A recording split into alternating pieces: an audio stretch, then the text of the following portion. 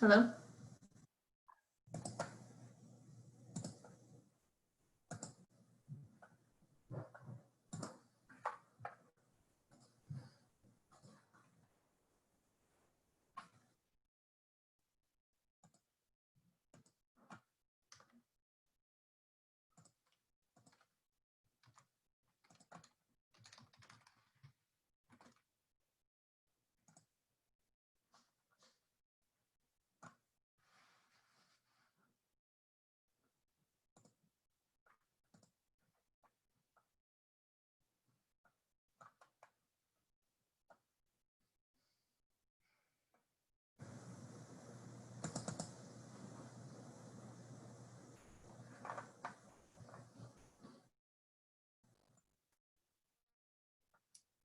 Bob.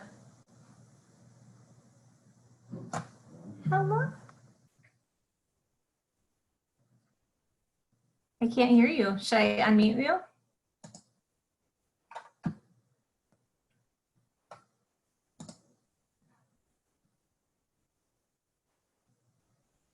Can.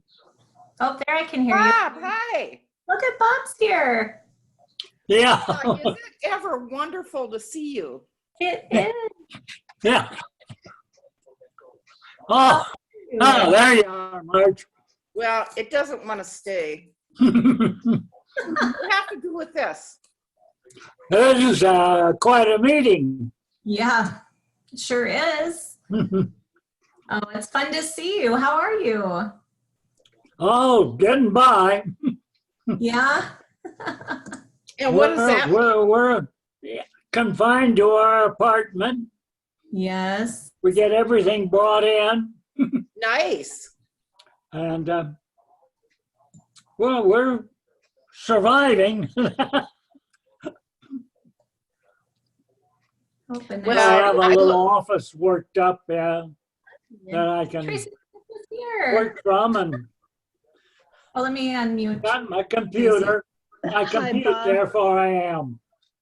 Wow, you got Bob a Johnson, it's haircut. nice to see your face. Oh, Look at it's Tracy.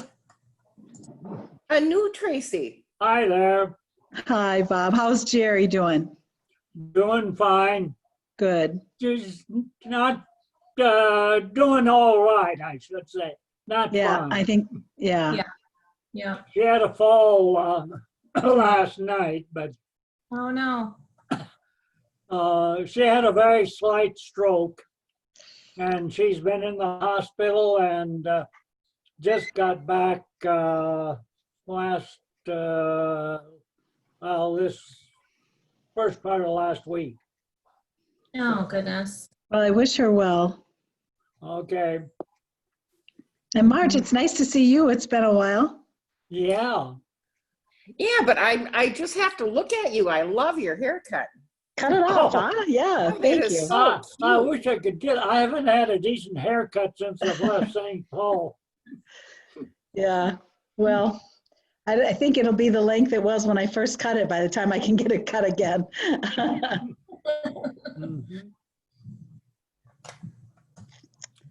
It's, Just to warn the other people that are here that I find the system somewhat awkward because you can't have a continuing conversation. okay, So That's it's fine. I'll just listen. no, I didn't mean that. I just Yeah. mean that we have to respect each other, and when one person's talking, that's just Tina and I Yeah. practiced this earlier on, and that seemed to be the way it worked the best. Yeah, I just was curious and wanted to see who all's on the board now and how many I still knew. Yeah. Yeah. Well, you'll find out soon, I would say. Okay. You can say the truth, Bob. Lots of old faces. We're all getting long in the tooth here. Yeah. Well, don't they wear off if you actually use them? Well, mine get used. Yeah. I'm sure. Well, I'm sure they do. I think I got all of you beat with age. It's all right. Take Well, your, make Pam's sure you're still safe. on the board. Hello? Yeah. Okay. Pam's still on the board, so she should be joining us soon. Oh, okay. And I don't think you know the Cliff other still two. there? Who? Cliff, Oh, yes, of course he is. yeah. Oh, is he Oh. surrounded by women now? As he No, should be. Yeah. but I think he'd like that. There's a man, his name is Larry. Oh, Larry and Diane. It's kind of, wasn't there a song about it was somebody in Diane? Jack and Diane. Jack Just a and little ditty Diane. about Jack and Diane. Yeah, it American wasn't Larry kids. and Diane, but these guys are doing the best they can also. yeah. Mhm. This is quite a setup. Yeah, I'm still trying to get settled here, so. I just want to test my audio. Can you guys hear me okay? Yep. Yes. Yep. Okay. Nicole. I'm using my phone instead of my laptop, so Okay. hopefully Yep. everything's You're good. clear. Okay. So as long as you're waiting, I'll go through because I think Larry and Diane have already been briefed and Cliff I know has. But the reason that this agenda is short is because this is a very tedious way to have a meeting, and we're hoping to have a face-to-face meeting next month. You know, maybe we can rearrange the time to make it later in the month. Mhm. So the only things we really want to do is make sure that we vote on the projects that have to be done. We've got 6 of them, and then adjourn, basically. Oh, there's. Well, I can see what's coming to you right from my window. I have a view of the Mississippi from my window, actually from every window in the apartment. Nice. So there's a park, a city park with a backwater and a walking track, and then the Mississippi. So we get a full view of it up here. We'll send it all down to you. Yeah. So are you living right outside of St. Paul, in downtown St. Paul? No, we're in Otsego, Ostego, Minnesota. It's just Otsego. above Rogers. Oh, yep. Yeah, he's Hi, up my Cliff. way. Okay. Oak River. Yeah. So I don't really know where that is, but it sounds lovely. Yeah, it is a nice apartment. Hi, Diane. I, Hi, Diane, Dan. can you hear us? Okay. Diane. Making Oh, sure. you don't have to go. Did you say goodbye? oh no, Somebody- I'm sticking on. No, we're just waiting for Jack and Diane and Pam to join us. I'm here. Oh, Diane's Oh, Has here. anybody Diane is else here. joined on a hookup like this? What? Has anybody else joined on the online? There's Brandon. Diane just joined. Cliff is here. Marie. Cliff is here.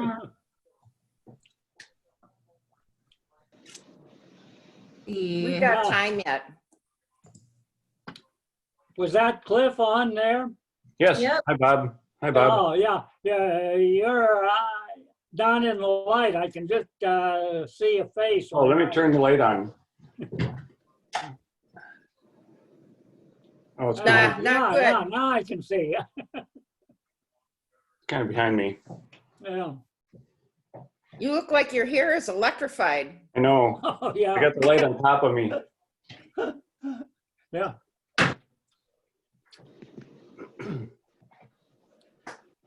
Yeah. There's Larry. Hi, Larry. Okay. He's got his I mic. didn't see Larry. Yeah.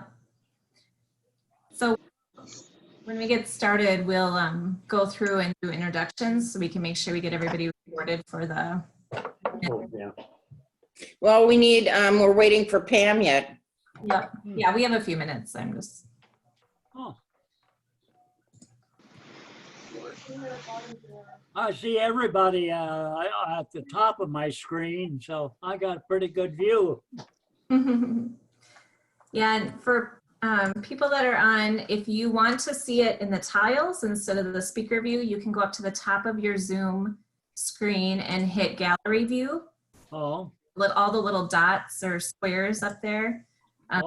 See everybody tiled instead of in speaker view, if you'd rather have it that way. yeah. I just want to stay engaged with you guys, so I'm not going to fool around with it at all. And besides, I don't have anything. I just have the, as we had before, the 2 pictures.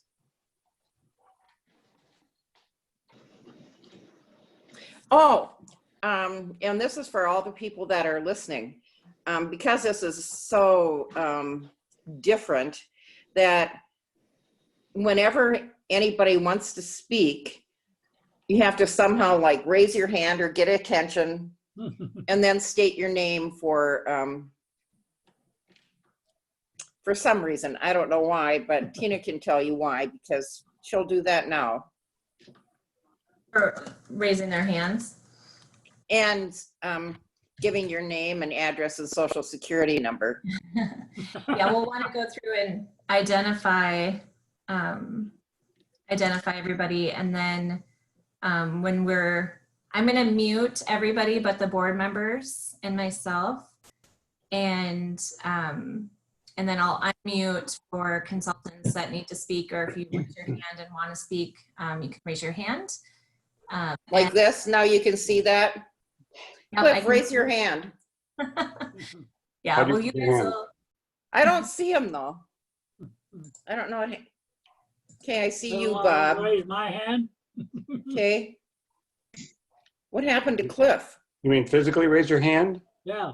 Cliff, Yeah, say okay, see, hello when to you raise Ann your for hand, me. it brings your picture up.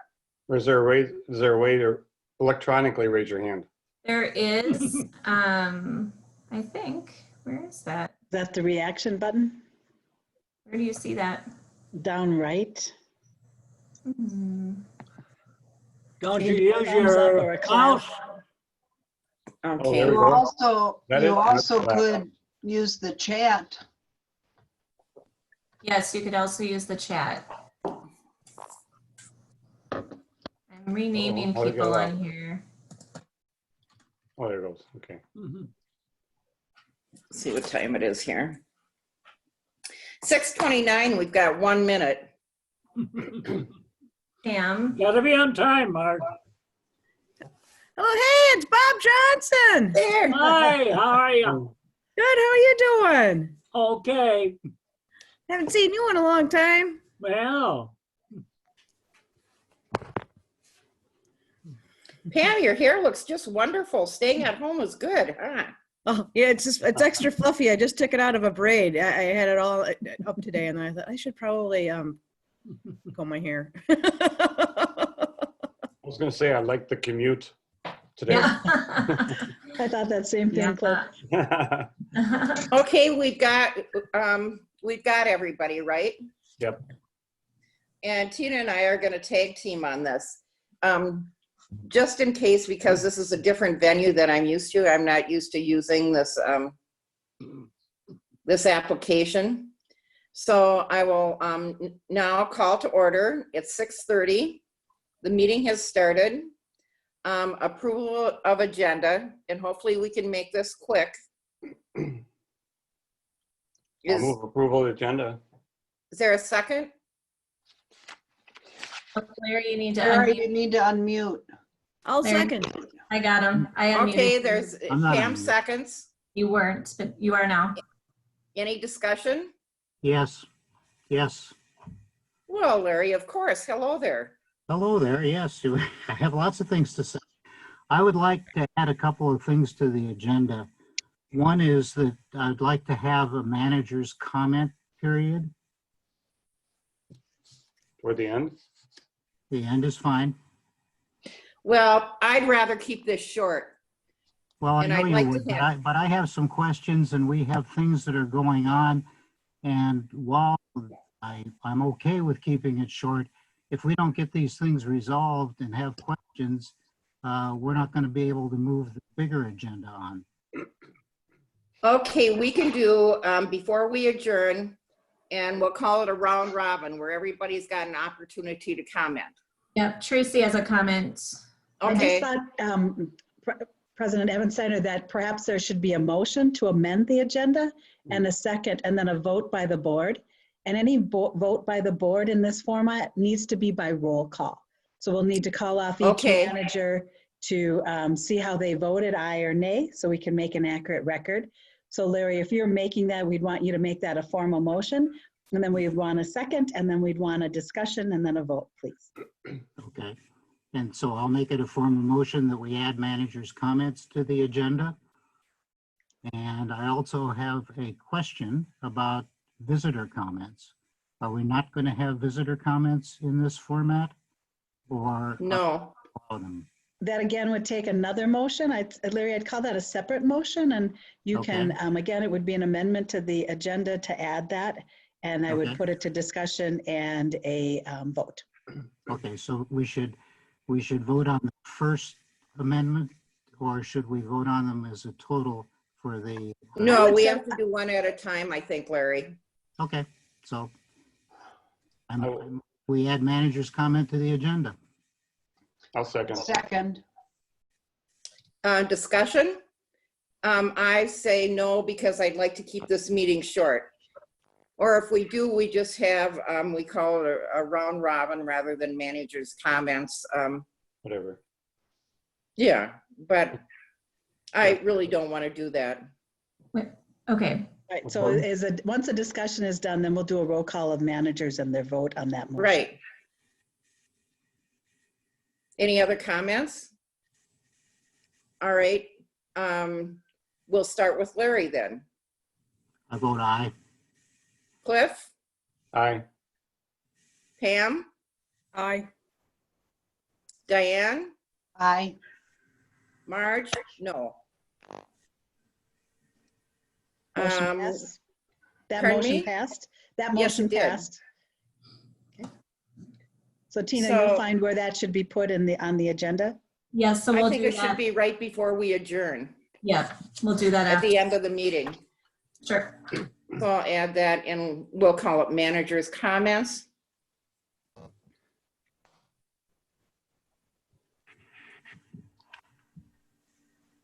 And there was another question. Larry, My question was, are we going to have visitor comments or not? That's a no, question. it's not on the agenda. Hi there. I realize that.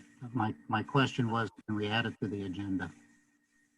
Again, I You'd would have to make a motion to that effect. Okay, I move we add visitor comments to the agenda. I'll second. Okay, discussion. I'm just gonna add, sorry, I didn't raise my hand. Okay. Tina? I'll just say that I did have on the agenda asking for comments to be submitted to me ahead of the meeting. I did receive a number of comments via email, so I have those available. I've sent some of them to the board, but some of them came in just recently, so I have not emailed them all to the board. There are a few people I can see. I don't know when we should feel like we should go through and say who we all are after this motion too, but I know there's a few people on that submitted comments. So be up to you to decide how you want to handle both emailed and the ones that are here. And if I may, the reason that I would like to do this a little bit different and take the visitors' comments that they sent in writing. First of all, that everybody probably hasn't had a time to review everything we've got because they came in so late. So I think it would be almost unfair to the board members to have to go through any discussion of items that we just got like maybe 45 minutes ago. Secondly, really, I'm trying to keep this meeting short because I don't think it would be totally fair to the people who want to present to do it in this format. I'd much rather do it at our next meeting. And those are my comments. Okay, and Diane that's- has her hand raised. sorry. Just a Okay. couple of things. I thought that when the announcement of the meeting went out, that it included that there would how to do visitor comments or how visitors could sign in to the meeting. And to me, that implied that they would be allowed. Secondly, if we've gotten comments on things that are on our agenda tonight, and if we're not able to see them before we discuss them, then I think we won't be able to take any action on them unless those people are here and can make the comments. As I was, may I? Go ahead. I think it's not fair to the board members because I just barely had time and I saw there was another comment, and I think it was from the Summers woman. And I had time to read like 2 sentences and somebody was at my door and I didn't finish it. And I would really like to be able to read the things that we've got. And if we need to talk to maybe our engineering staff or attorney staff or whatever regarding this stuff, as I said, I don't think it's the right way to go about doing business when you're not doing it in a complete and in a complete fashion. And I think, again, I thought it would be unfair to me to comment on this stuff if I haven't had the correct information in front of me. Pam. Pam, go. Thanks, Marge. I concur with Marge. I haven't had time to read them. Of course, we all think it's important and know it's important to read them. And I think we need to think of a better one. We have to think about this next time. How can we get them in advance with enough time to put them in the meeting packets? And certainly we can all get access to them now and read them afterwards. And perhaps in the future, we can just have them as part of the board packet as while we're meeting virtually. And also, Diane, I want to note that this meeting is being recorded, so that anybody who is interested in the community to view what we talk about today absolutely still can. Okay. On the topic of reading the comments that came in, particularly Cheryl's comments, they had specifically to do with the decision we're trying to make on the Fratelloni permit. And unless we're able to take into account her comments, I don't think we're going to be making good decisions on the permit, because she asks some specific questions. If there's a certain answer to those questions, we should reject the permit. And so by ignoring what she has to say, I don't think we're doing our due diligence in this one. Larry, I think that's inflammatory language to say ignoring what she has to say. What I'm saying is I didn't get that information till a half an hour ago that I would have liked to have time to review. Go ahead, Cliff. I think when we get to the permit, Tina can review the comment that did come in and we can review it at that point. I think any of the comments that came in that are pertinent to a discussion and a decision should be reviewed. And Tina should be able to review that for us, and then we can move on. So I don't think we need to allow visitor conversation or visitor comments. I think as they're pertinent to actions, I would request that Tina review that for us and we can move on. So I would like to call a motion on them. I just want to say I agree with you, Cliff. That sounds like the right way to do it. Me too. And I'd like to call a motion about adding that comment or adding that item to the agenda. But you a motion to what? To address the motion about adding visitor comments to the agenda. That was the motion, right? Is that we add visitor comments to the agenda. Yes. Cliff is calling the question so that the discussion ends. Marge, he's calling the question so the discussion ends. So that means he called the question. Yeah. Good. Okay. We have to go by roll call again. Larry? If you're in favor of Remind me what the motion is again, sorry. If you're in favor of adding visitors' comments to this meeting agenda. With the caveat that Cliff just said that Tina will review the comments?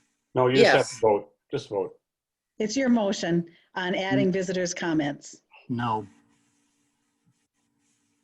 Okay. Diane? Aye. Pam? No. Marge? No. And Cliff, no. Okay. So motion failed to carry. Right. All right. We can now start Okay, on where the are agenda. we? Stacy, Tina, somebody? Yep, now you can start on the agenda Yeah. as We haven't modified approved with the the first agenda yet, motion. have we? Okay, we've got a first and a second. Oh, yeah.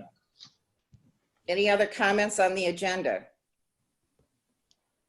All in favor of approving the agenda? Night. Has to be roll call vote. Okay. I know. Okay. I'll start with you, Cliff, because you're up. Cliff, Aye.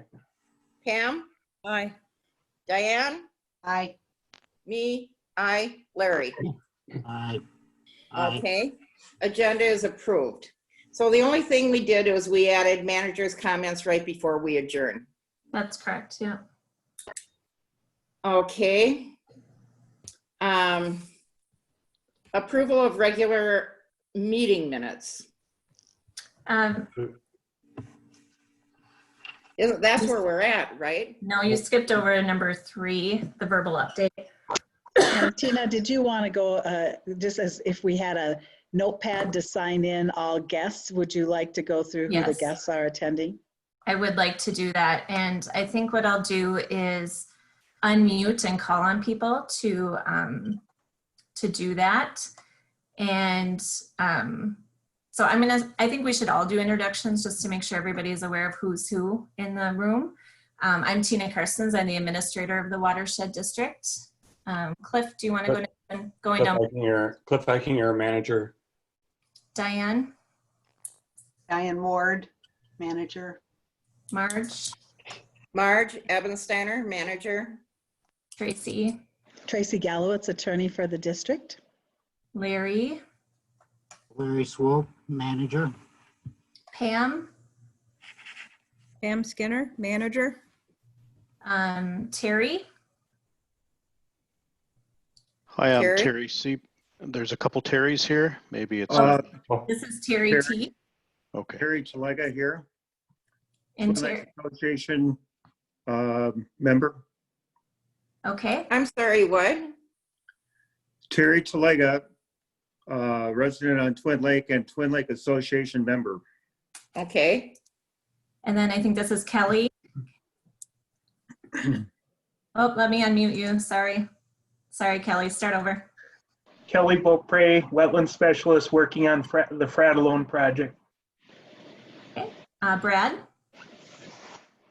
Oh, I'm muting, sorry. All right. Brad Lindeman, district engineer from Bar Engineering. And Brandon? Brandon Barnes, a district engineer, Bar Engineering. Bruce Copley? Bruce Copley, representing Crestview Edition. I have Matt. Matt Woodruff, civil engineer with Larson Engineering, representing Frank Fratallone. I have Mitch. Mitch Hansa, design engineer with Larson Engineering, working on the Fratallone project. Great. Nicole. Nicole Soderholm. I'm the permit coordinator with the district. Hey, Tom. And Paige. Paige Albert, project manager for Watershed. Did Pam? I couldn't Pam? hear her, Tina. Paige, can you speak? You go on their website, it tells you, but it's like 6:30 or 7, they're early. Who's somebody's talking on their phone? Yeah, you won't. Right. I don't know who to mute. Okay. I talked to you longer, but I'm on a video conference here, so I'll talk to you later. Who is that that's talking on the video conference right now? Okay. Let's see. So we have Mitch, Pam. Sorry. Go ahead. Again, I'm Pam Skinner, manager. I already introduced myself, but here I am again. Hopping around on me. Robert Johnson. Yes, And what do you have? we're just I'm reading- just here to observe. All right. Past board member here to observe. This is labeled as Cybent or Cbent. He's muted. Harry Sieben, and I'm with the City of St. Paul Department of Emergency Management. My director, Rick Shute, had been apparently invited to this and had asked me to attend on his behalf. All right, thank you for being here. What was your first name again? Terry. Thank you, Terry. Sorry, everyone's jumping around in here. We have Bill. That's not Jeff. That's Bert. We all will go with He Bert. unmuted. Hi, Bert. Am I up? You're up. All right, Bert Johnson, resident on Twin Lake and Twin Lake Association president, and you can see Twin Lake behind me in my backyard. Right. And then I have a phone that's just a number, 652.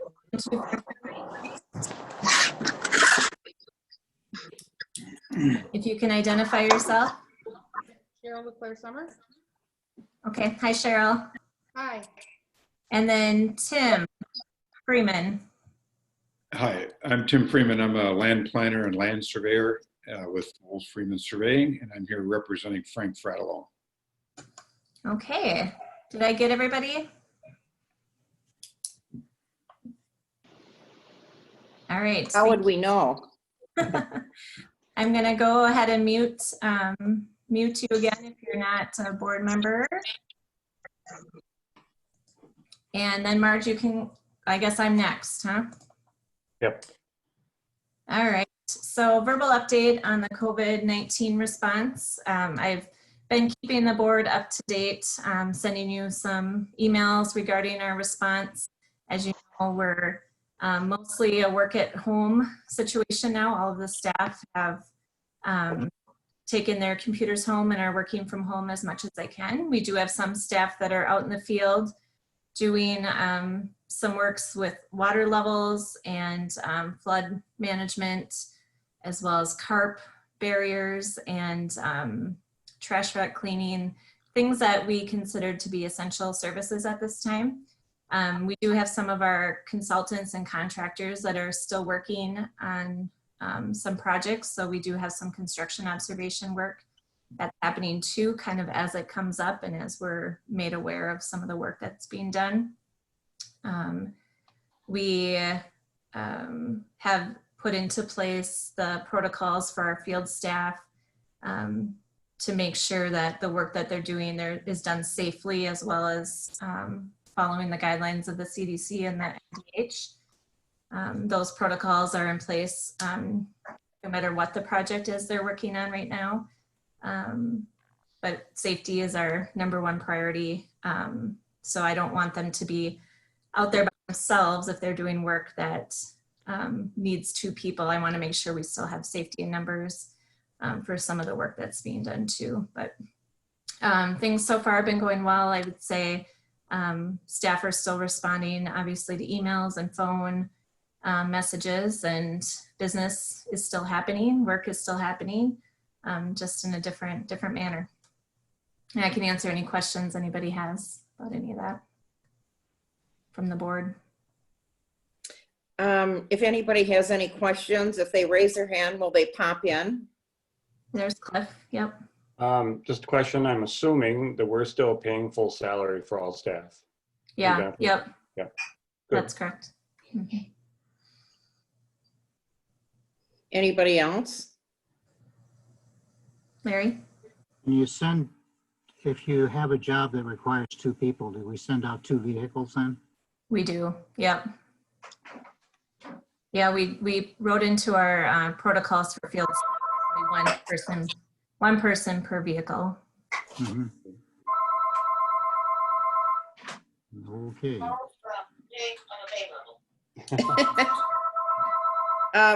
Anybody else? I don't know where that's coming from, but I have everybody muted, so I thought. It's a new phone that joined. Yeah, there is a new phone, yep. Well, they're muted too. Any other questions about the COVID? Would this be the time to talk about our next meeting or later? You're welcome to talk about that now. Good point. Okay, as I said, this is a way to get done what we have to do, but I would really like to have a meeting where we can actually meet in person. And I think it's not, of course, this is the beginning of the month, but I'm not so certain at next month, because we meet so early in the month, that it will be possible. So I was thinking if we could move our meeting to closer to the end of the month, next month, and hopefully that'll work out so we don't have to do this sort of meeting. I'm looking for comments or nothing, right? No, what is our legal responsibilities? I know we have to approve expenditures, the bill list. And there are certain permits that we might have to approve because of the 60-day timeline issue. So I'm wondering when we might legally be required to meet, and it might be before the end of the month. Yeah, as far as bill paying, we can pay bills ahead of the board meeting. We do some of that sometimes with the mid-month bills. They're still listed in your packet and you approve them, but some are paid ahead of time, so we can do that. And there's some leeway in some of our bills. Some are stricter than others as far as due dates, but I think we could probably work around that issue. As far as permits, you know, I don't know what will be submitted. You know, it's a 60 days. So, I mean, if something's submitted now, I don't know, I guess maybe I'll ask Nicole if there's anything, there's any permits that are, didn't go this month that might bump into a 60-day. There's not, but the permit that we'll be talking about tonight, Mandela Shores, you would run into that 60-day deadline in May. So that would maybe be. Well, when in May? Hey, Bob. So the latest revised submittal was received on March 6th. So that would be May 6th. If we're going by that. Tracy has a Okay. comment. The board may continue that 60 days if they state specific reasons on why they would want that 60-day period extended. Okay. And that extension could be 60 days if there is a reason to extend it. And certainly a lot of these circumstances would be a legitimate reason to extend a permit review beyond the initial 60 days. Do we have to get approval of the permit applicant for that? No, the board needs to state a reasonable basis for the extension. Okay. That's under 15.99 of the statutes. And then So we Pam, could, and then then, Diane. So who's up? Pam. I believe I am. So I think we should assume that we are not going to be able to meet in person early next month for sure. And that if we have official business to take care of that, perhaps we plan a short meeting like this on Zoom and try to take care of the essential business that we can. And then Diane had a comment. Yeah, I wouldn't want to continue it at all or very long. We're heading into the rainy season here, and there's usually some issues to deal with considering water elevation levels. I think as people get more experience with Zoom, there'll be more comfort with it. I've had several meetings, including ones where we were broken into small groups and put back, where we reviewed and edited documents while on it. And it was brand new to me, but I'm feeling very comfortable using it. And I agree, I don't think we'll be able to meet in person next month. So I think we should just carry on as usual. If there are some optional things to leave off the agenda, that would be fine, but I don't even think it has to be a very abbreviated agenda to be successful.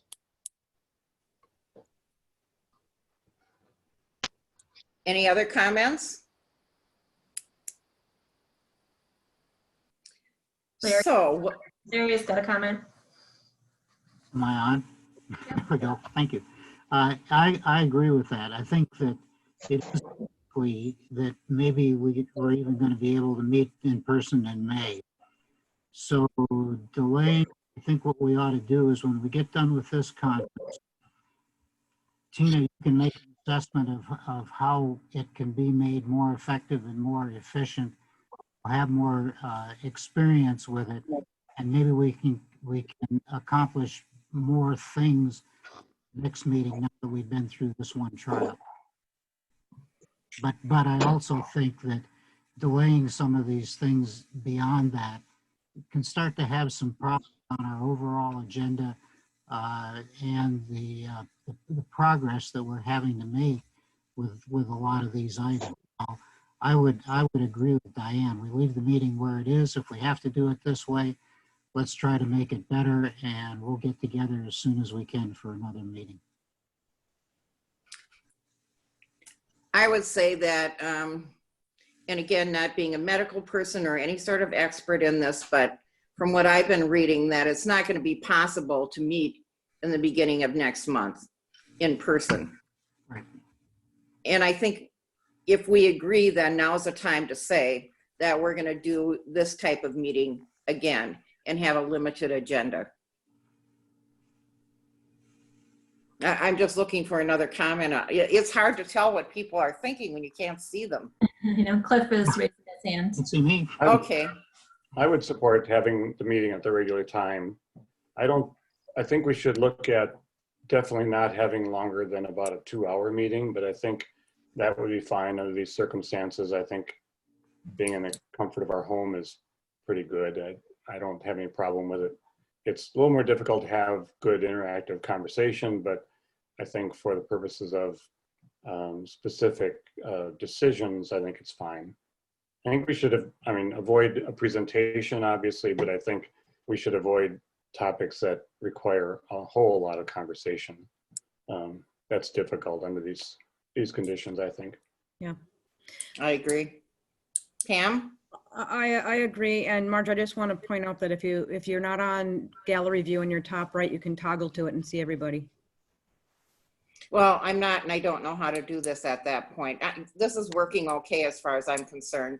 And maybe I'll get a lesson from somebody because this is really the first time I've used it. Diane, did you have a comment? You have your hand up. Well, I guess I agree with Cliff. I think we can pretty much have most of what we do in a regular meeting, and it's possible to even have good discussions. The advantage is we get to see everyone instead of all being perched in a little row at the end of a table. So I think we should have our regular meetings. If we're not able to get together, we use Zoom.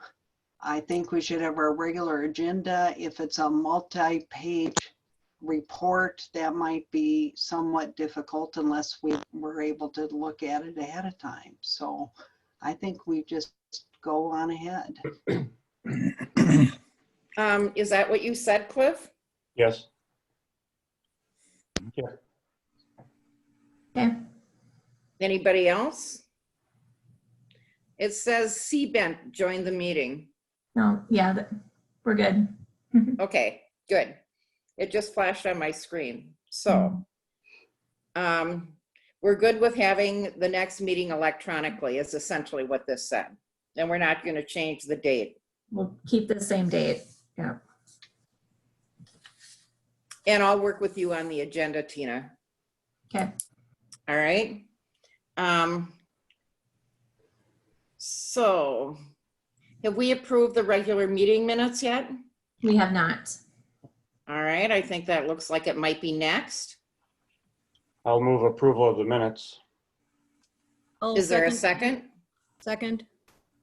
This is By Pam. whom? Pam. Pam Yeah. second. Pam. Discussion?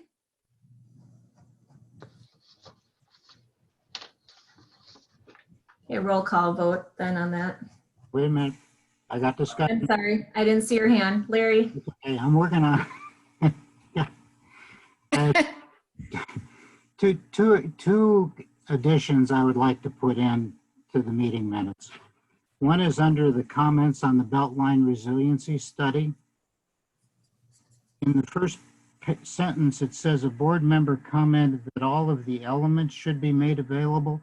That should actually say all of the comments received should be made available.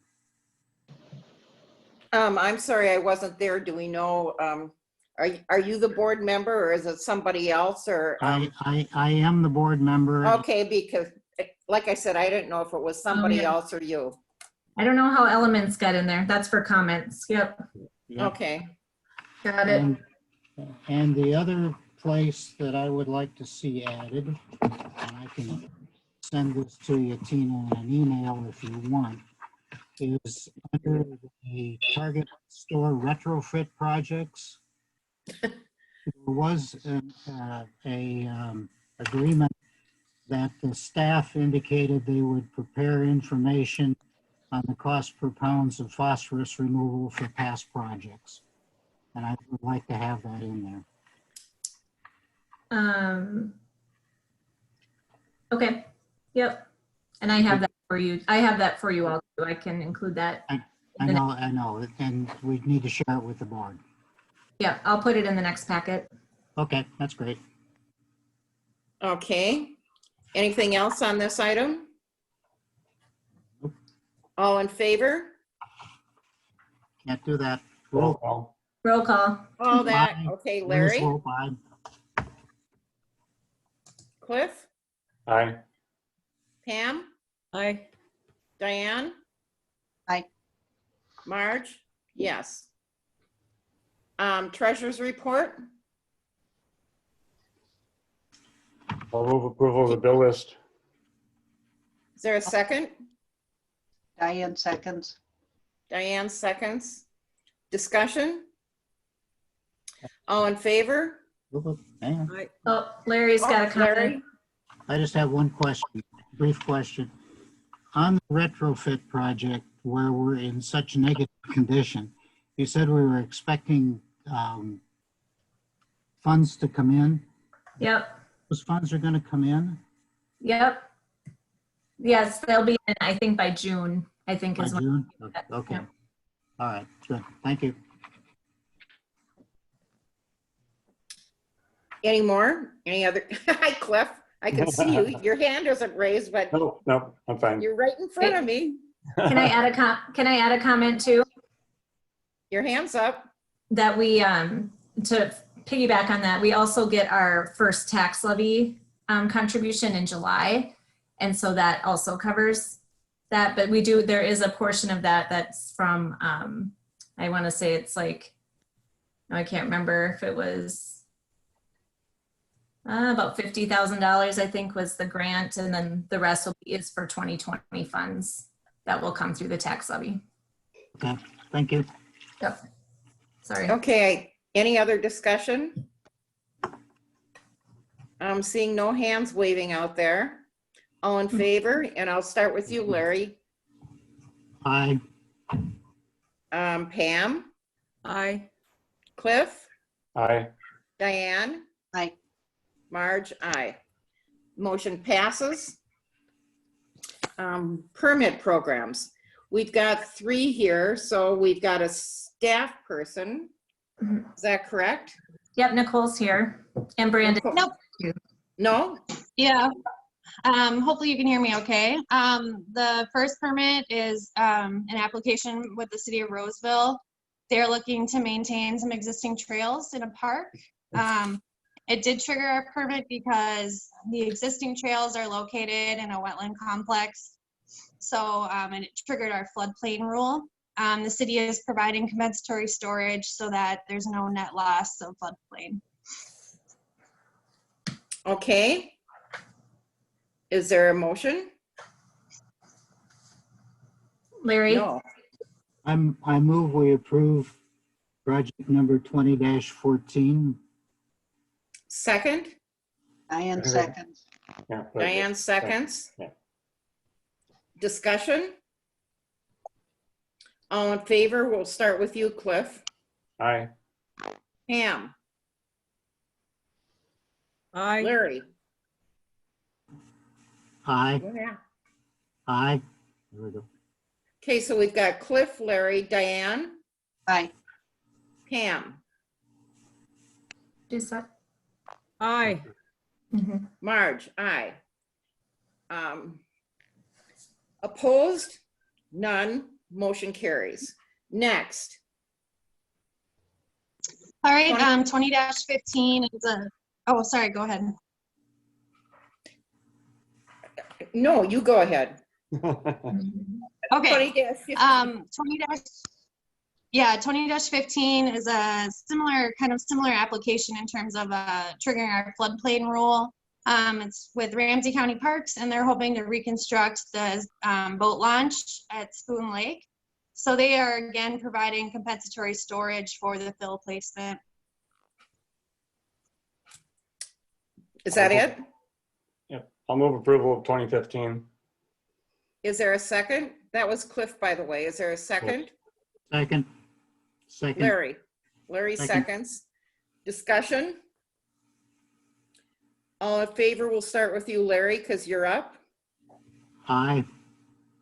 Diane. Aye. Cliff. Aye. Pam. Aye. Marge. Aye. Opposed? Motion carries. And need my glasses here today. 20-16. Yeah, so the Mandela Shores project, as many of you may know, is the property owned by Frank Fratellone south of Twin Lake. The current use of the property is light agricultural, and the applicant is proposing to construct a residential development, which includes roadways, driveways, and utilities. So if the board is interested, I can summarize some of the major points of this project as it pertains to our rules. I don't know if that would be helpful. Yes. Yes. So this project meets the volume reduction water quality standard. They're utilizing a number of wet ponds for sedimentation and also a filtration basin that will capture and treat stormwater prior to discharge from the site. The project results in work below the floodplain. There's a large wetland on site. So the applicant is providing compensatory storage similar to the last couple of permits. The project as proposed will result in a net increase in flood storage on the site over existing conditions. The project decreases runoff rates over existing conditions for the 2, 10, and 100-year events. As far as the wetlands go, the applicant is proposing to fill the smaller wetland that's on the north side of the property and expand the larger wetland on the south side. So in doing so, the project meets the district's policy for no net loss of wetlands. And they're also submitting a wetland replacement plan for the Wetland Conservation Act to satisfy those requirements. So that will result in an additional purchase of off-site banked credits for that. And then in order to complete that work around the wetland, the applicant submitted a variance request for disturbance to the wetland buffer. So the buffer on the east side is going to be, or is proposed to be, temporarily disturbed and restored in order to do some grading. And then the buffer on the south side will be impacted to accommodate removal of dead trees, cattails, and then to grade out that wetland expansion area. So upon completion, the wetland buffer on the south side will also be restored, including around that new wetland expansion. So you'll see that in the packet. It's the buffer variance exhibit if you want kind of a visual aid for that. As far as erosion and sediment control, the applicant would be required to obtain a state construction stormwater permit from the PCA and also comply with district and state regulations for erosion and sediment control. Other items of note, due to the increase in volume from the site, an important condition of approval would be that the district's outlet to the MnDOT drainage system be constructed and able to convey that volume downstream. And that outlet is currently in the design and permitting phase. So you'll see that condition referenced in special provision number 1. So the that would have to occur in order for this development to be built as proposed. So the permit presented to you tonight, including those special provisions, the variance request for the wetland buffer, and the wetland replacement plan, is really the result of kind of months of review and meetings with the Fratellone team. District and bar staff have reviewed this very closely to ensure that the project meets the district's performance criteria that are defined in our rules. So this permit is consistent with other developments permitted throughout the district. I can certainly take questions. I anticipate discussion. I may call on Brandon or one of the folks from Larson Engineering if needed. Cliff, Is there a motion to approve this? I'll move approval for discussion purposes. Okay, and then we need a second.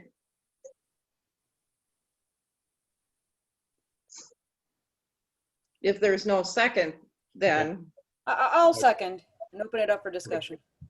okay, Pam seconds, then we'll have discussion.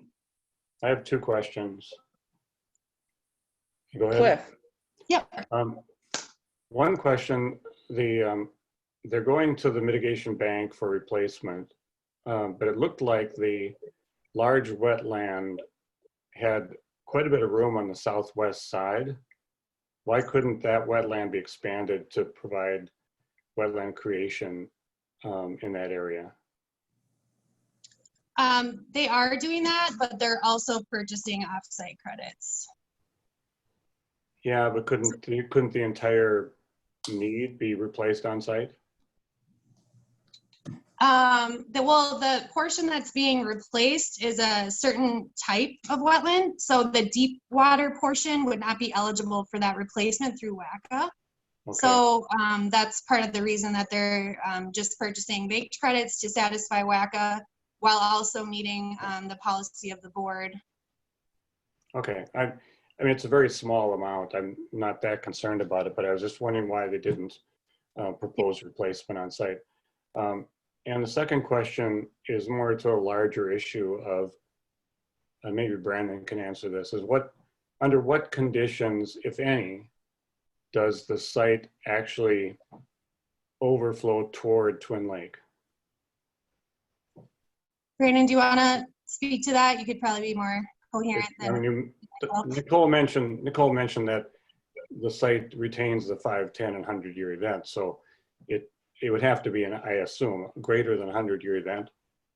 No, it decreases runoff rates for those events. Brandon, maybe if you want to jump in.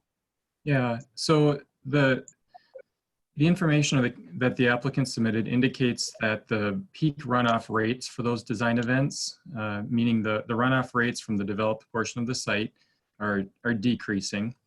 Those runoff rates are conveyed through the filtration basin, and then the outlet from the filtration basin discharges to the north near the railroad embankment.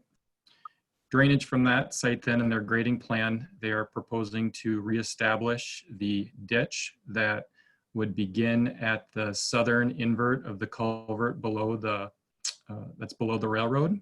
The applicant's grading plan shows that ditch is ½ a foot lower than the invert to the culvert that goes north towards Twin Lake. That ditch then so that's at an 872, which is consistent with historical records for the ditch and the drainage in that area.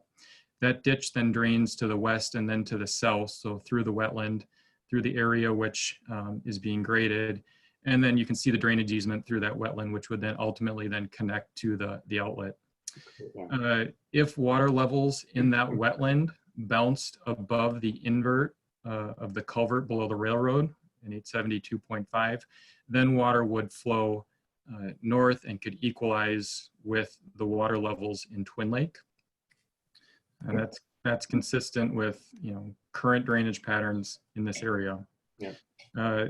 as in terms of the elevation or the event at which that happens, that is dependent on the outlet that is going to be constructed. And so as such, it's shown there, and the operation plan is something that would be approved by the managers as part of that upcoming project.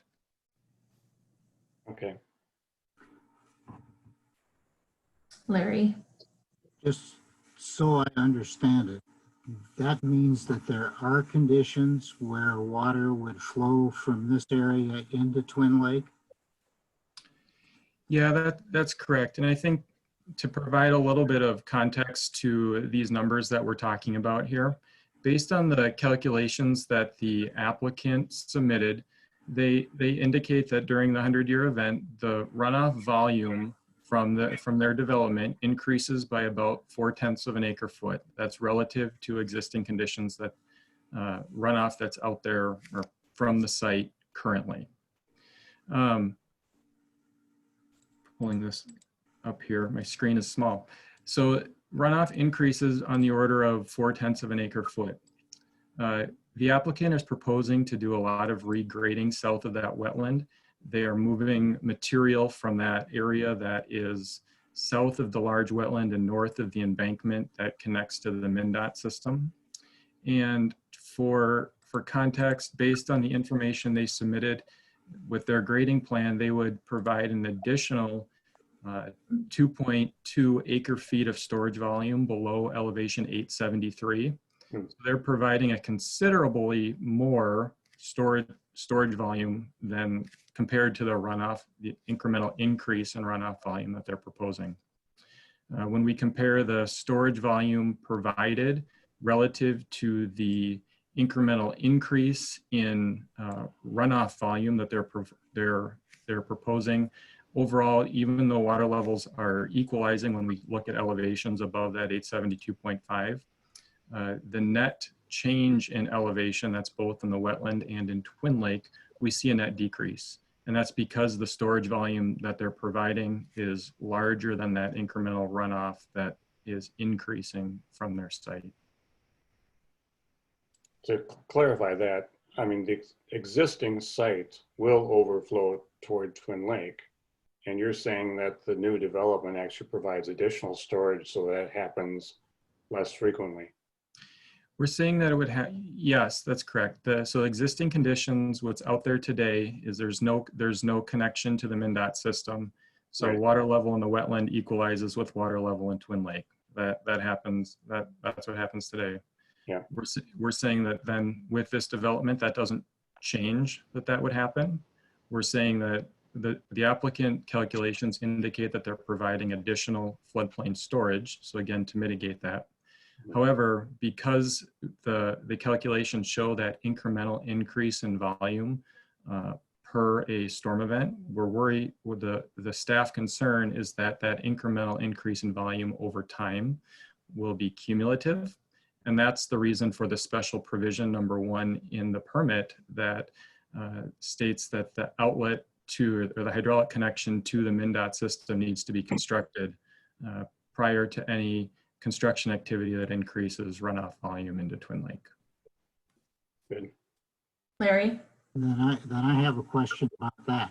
That means that we're dumping more water into, for example, a Owasso Basin from being put in place? Yes, no? More the outlet. Water. Yeah, and the reason for asking this is because we've had a lot of discussion about pumping out Twin Lakes, about pumping out West Vadnais Lake, about overwhelming the Owasso Basin, overwhelming Waldo Pond. How does this make any difference to it? Does it make it worse? How do we put in perspective the fact that we're going to put this big ditch into place and drive more water downstream compared to the existing conditions? Or I don't know. Yeah, that's correct. So I think there's 2 questions there. The first one is that yes, runoff volume from this site, from that outlet, is conveyed into the MnDOT system, and then that's conveyed in the ditch, which is the same ditch that Owasso Basin discharges to, and then discharges below South Owasso Boulevard. So yes, that is the direction that the runoff volume is being sent. In order to mitigate those effects of that additional volume, in the past we've discussed that the outlet would be designed such that it would provide the manager's flexibility to operate it in order to mitigate those impacts. So, for example, the way that the operation plan that the city followed when they installed the temporary pumps last year is that they were looking at the forecast and those pumps had to be shut off in advance.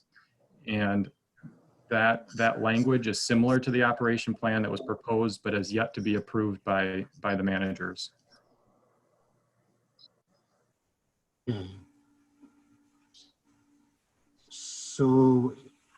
So if we mitigate, if we stop the water from flowing out of the new development, then what happens? Does it go into Twin Lakes?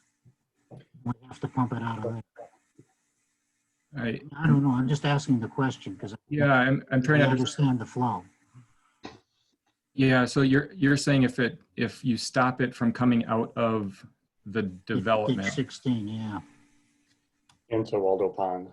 Right, into Waldo Pond. Yep.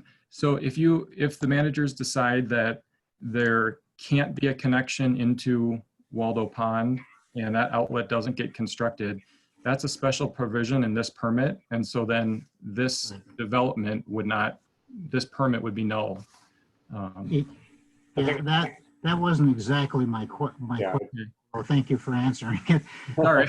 What I'm more interested in is that when we get the 100-year flood, for example, yep, what happens downstream? Because we've been concerned with what happens downstream if we're releasing water from West Vadnais Lake, from Twin Lakes, from wherever. This seems to be cumulative with that. Does that cause a problem? Or is it not cumulative? Well, cumulative, I think you're cumulative in the sense of whether or not you're talking about the outlet from Twin Lake combined with the outlet from West Vadnais. And when those flows combine, that's something that needs to be looked at, certainly. And the outflow similar from what's being proposed in Twin Lake in the terms of an operation plan in order to mitigate those impacts. Additional outflow from somewhere like West Vadnais Lake would also need to be looked at in order to mitigate those impacts, and an operational plan would need to be developed in order to make that happen. I will say that the operation plan that was proposed as part of the district project for Twin Lake is based on current watershed conditions downstream, and the district certainly is working on projects to change those conditions downstream, namely the Phelan and the Keller outlets, in order to allow more flow. I think, Brendan, maybe something that might help with what Larry's asking is so we put the outlet in, let's say that the development doesn't happen versus the development happening. Is there additional water because of the development that is going downstream? Yep. Yeah, that's what Larry's asking. Right, that's what I'm asking. And not only, I figure there's additional water. They put additional storage in, but my question is, what happens, because you just mentioned the fact that storage can come up, it can be like it is around here. It comes up and it doesn't go away for a while, then we get more rain. Where does that all go? Because again, just to continue one of the things in the note that Cheryl Summers sent to us, she said, and I don't know, I haven't had a chance to check this, she said that the Planning Commission for Vadnais Heights was told that there would never be a flow from the development into Twin Lakes. And I'm just checking to see that that's true. Yeah, and so first of all, I just saw the comment before the meeting started, and no, that is not true. I'm not aware that we district staff have told Vadnais Heights staff that was ever the case. I I don't know where that came from. Under current conditions, water flows into Twin Lake, and this proposed development doesn't change those drainage patterns. So, there, just like today, there would be conditions when water could flow into Twin Lake. So But again, I haven't. But it doesn't increase the risk over current conditions. Correct? Under the proposed development, the risk to Twin Lake doesn't increase. Correct, and that's the reason why that special provision 1 is included. And the other comment I wanted to make was, last meeting we had a good discussion about the operations plan for the outlet to Waldo Pond. And one of the things the board decided, really kind of against staff recommendation, was that the operations plan ought to include opportunistic discharge, not strict closure of the gate during the summertime. So that if it was allowed and if downstream conditions allowed, discharge could happen during the summertime. So I think that even further reduces the chance of water levels building up and potential discharge back to Twin Lake. So, I'm pretty comfortable with it. Yeah, I will say, I want to try, I don't want to get you off topic, but just in response to that, I will say, the comments from the board from last meeting were received, and the operation plan was modified to incorporate those comments, and has been revised accordingly. And so that'll be presented to the board at a later time. Okay, great. Good. That's great. Any other comments? Any other discussion on Diane this? has a comment. Okay. Yeah, I've got, actually, I was just jotting here. I've got 6 comments or questions. My first is questions about expanding wetland A. That new area that's going to be excavated for the deep water, what is it now? Is it wetland now? No, it's upland. So we don't need to worry about, I thought there were things about changing the characteristic of it. They are creating, so they're only impacting the small wetland B.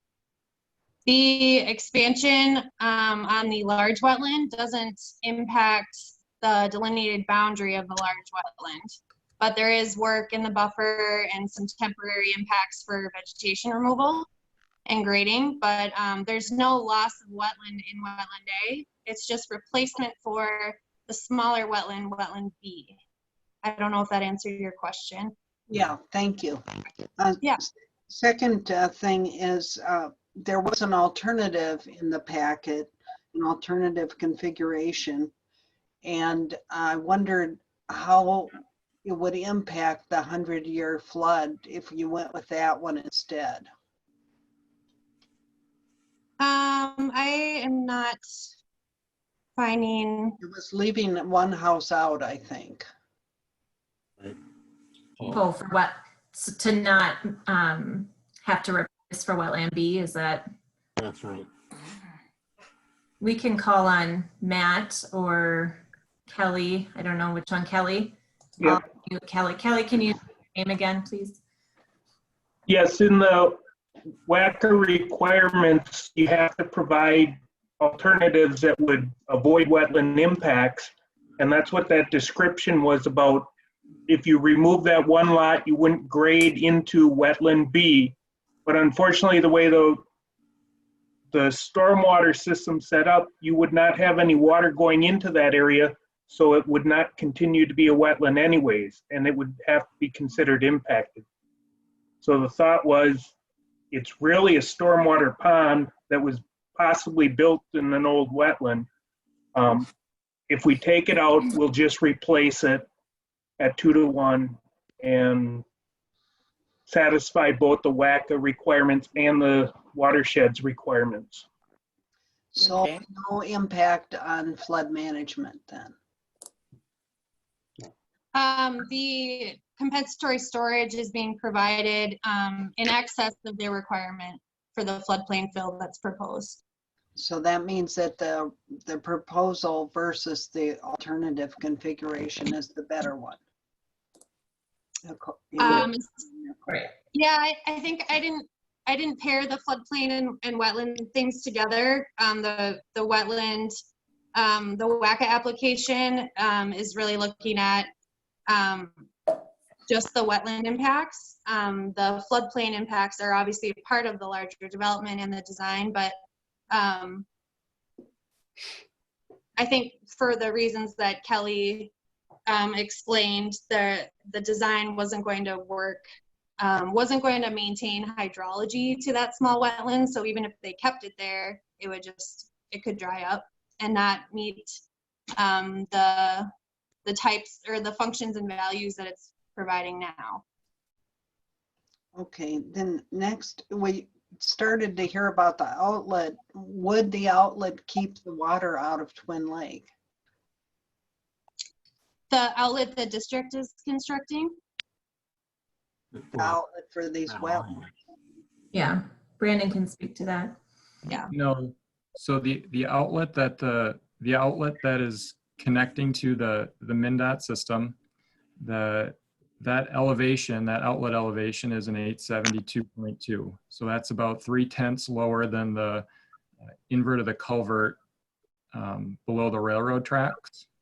So even during periods when that outlet is open, if there is a large rainfall event, water in the wetland would or could back up into Twin, and Twin could flow out into the wetland just like it currently does. And my next question is for you, Brandon. You kept referring to based on the applicant's calculations. Did you check any of those? Or do you have We did. belief they're correct? We did. We went through them in detail. I refer to them as the applicant's calculations simply because they were prepared by the applicant and submitted to us to review. But yes, we did go through them in detail. And then kind of procedurally, how can we decide this permit before having the Twin Lake operational plan approved? So the way that the special provisions work on any permit approval that the board does, if there are any special provisions outstanding, which appear in the board packet, the board is only granting conditional approval based on those special provisions being completed or addressed. So the permit to issue for construction would not occur if those provisions were not satisfied. So that's the hold on that getting done. So that would mean as soon as the Twin Lake operational plan is done, then you would release that hold and they could go ahead.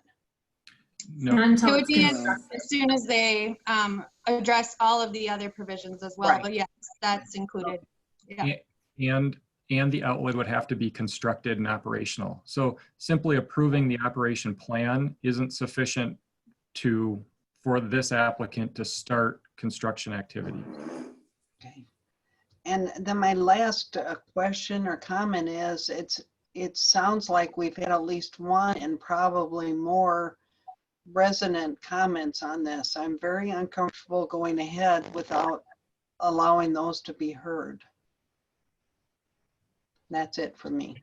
So Cliff, go ahead, and then Larry, and then I can. I had asked Tina to address any comments that were made and have us review that. Okay, Larry, and then Pam. I concur. That's what I was going to say. Comments that were related to this. Yeah, you were going to review those. I just had one other question before we get to that, because I think that's perfect.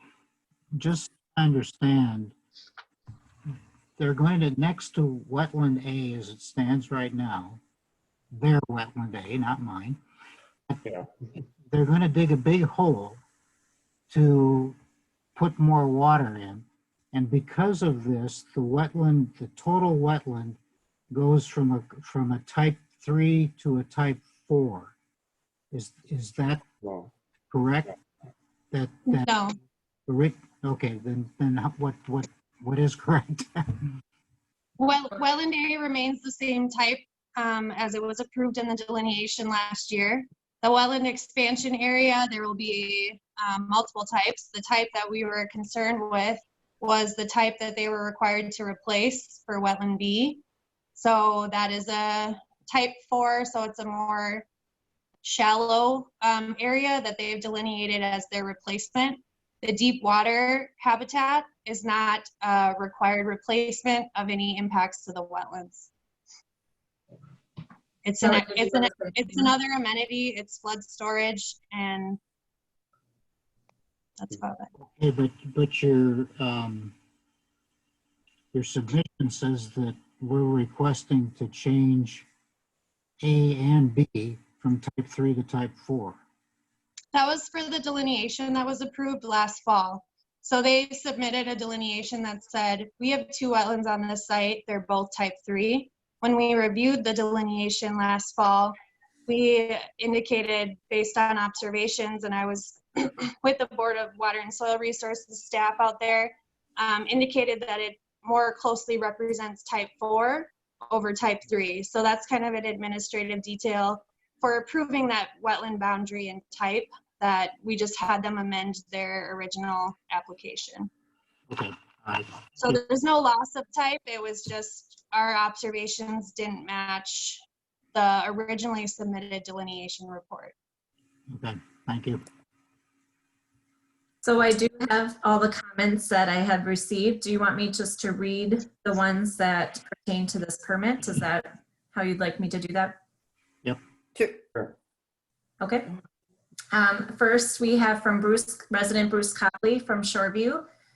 I'm only reading a portion of his comments. You received these and they'll be, go ahead, Cliff. Comments relative to this permit. Yeah, I'm just going to read the part that's relative to the permit. Okay. He does All have a little bit. In there it says, the second issue I would like to address is with regard to the Mondello Shores permit application. This whole area is key to dealing with water that flows to and from Twin Lake and also dealing with overflow plans for West Vadnais Lake. It appears from the diagrams that the surface area available for floodwater storage in a 100-year event is being significantly reduced. The Beltline Resiliency Draft shows much of this area is flooded in a 100-year event. If the surface area is not available to spread the water out in a large rainstorm, I fear there will be significant problems that cannot be addressed at a later date. Possibly more important is the fact that the permit request does not deal with the rate at which water leaves the area, only the replacement of lost wetland. The rate at which it goes into Owasso Basin is critical. Finally, some of the plans in the Beltline study require use and modification of MnDOT ponds. I do not believe that careful consideration has been given to how this development could impact future construction of the proposed projects in the Beltline study. Development in this area should be held up until all of these issues are resolved. Then we had comments from. Do you want responses or? Yeah. Well, can we have somebody talk to these comments first before we move on? Sure. Brandon, why don't you go ahead and address those? Sure. So going through here, his first comments was related to the surface area that water can be stored at. Based on the storage curves that the applicant provided on their grading plan, we checked these rough areas. The storage area or the surface area for elevations below 876 increase relative to existing conditions. For example, at elevation 873, there is an increase in 3.3 acres relative to what is currently out there today. The reason for the increase is that the applicant is taking material that is basically south of wetland A and north of the MnDOT embankment, and they're moving that material to higher ground. Because of these increases in surface area, this is where they're also increasing their floodplain or flood storage volume. And I do want to note that the calculations for the additional floodplain storage volume they begin at elevation 872.5, so that the grading that the applicant is doing to construct the deeper pond south of wetland A, that excavation volume is not accounted for in these calculations and doesn't count for or against really the applicant or come into the calculation for calculating compensatory storage volume. So that was with respect to the surface area. There was a comment in here regarding coordination and connection with MnDOT ponds. This permit has that special provision that requires the outlet to be in place. The district for that project does have a permit application in with MnDOT. The district has been in coordination with MnDOT regarding this connection for several months now. We've been in coordination with MnDOT since really the temporary pumping was in place. And MnDOT is currently reviewing that now. Seeing if there's anything else here that I've missed. If there is, please let me know.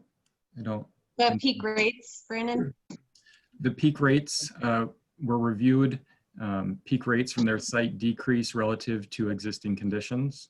And so that staff reviewed as part of the permit submittal. Any other comments? Otherwise, we'll move on to the next. Okay, Tina. Okay, the next comments are from Bert Johnson, Little Canada resident and Twin Lake Association president. He had a number of comments, but he also says, we are also concerned about the Fratellone development and its impact on all of the surrounding areas in terms of backflow into Twin Lake and water quality. We urge the watershed to thoroughly review and question this development to address these concerns. Residents are offering comments independently as to the development. So I do have more. He then sent a follow-up. This is also from Bert. Let me find it. Maybe. Okay. He says, one more comment to add to my previous email. Some residents submitted comments on the Fratellone development and concerns about the filtration system and water coming into Twin Lake via a culvert that has not yet been addressed by the watershed.